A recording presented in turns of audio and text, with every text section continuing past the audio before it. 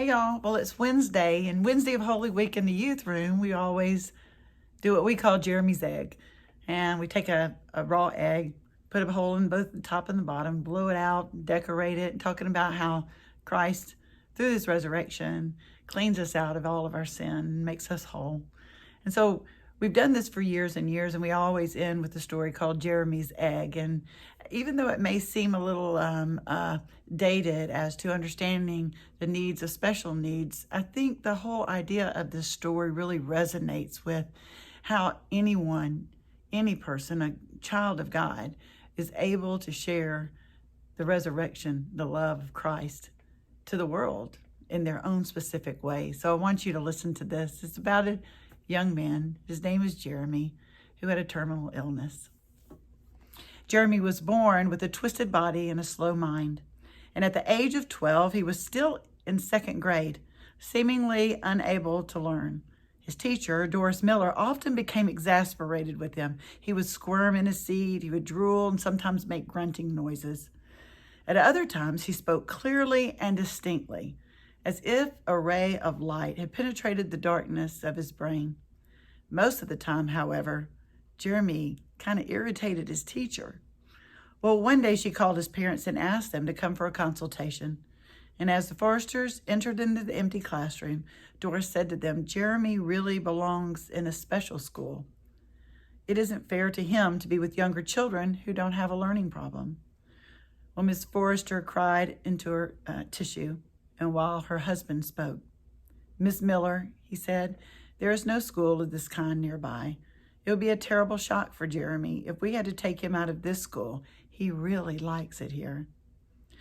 Well, Doris sat for a long time after they had left. She was staring at the lawn outside the window.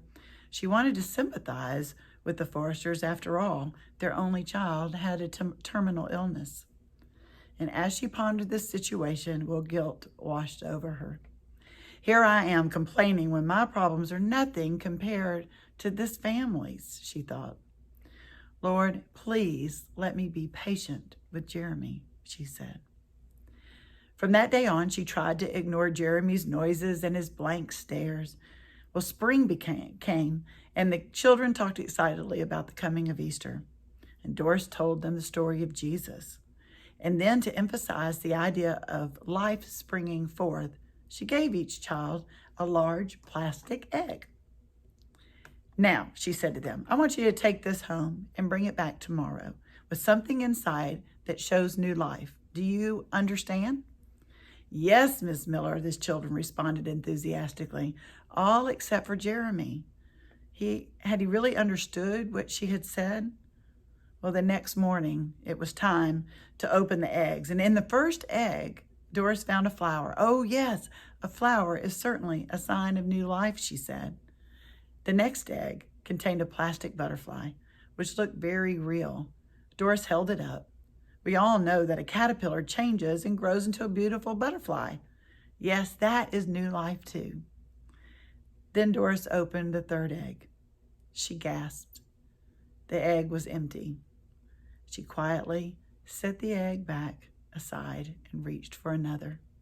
Suddenly, Jeremy spoke up. Miss Miller, aren't you going to talk about my egg?" Well, flustered, Doris replied, "But Jeremy, your egg is empty." He looked into her eyes and straightened up and said softly, "Yes, but Jesus' tomb was empty too." Time stopped. When she could speak again, Doris asked him, "Jeremy, do you know why the tomb was empty?" "Oh, yes," Jeremy said. "Jesus was buried there, but the Father raised him up." The recess bell rang. Doris began to weep. 3 months later, Jeremy died, and those who paid their respects to him at his funeral were surprised to see 19 eggs on top of his casket, all of them empty. We have a story to tell. Anyone can tell it. Everyone should tell it. We might not be as eloquent as others, but our heart speaks for us when we have the faith of Jesus Christ. Don't forget that. Share the good news. We are Easter people, and Christ did rise for us and our salvation. I love you dearly. Have a great Holy Week.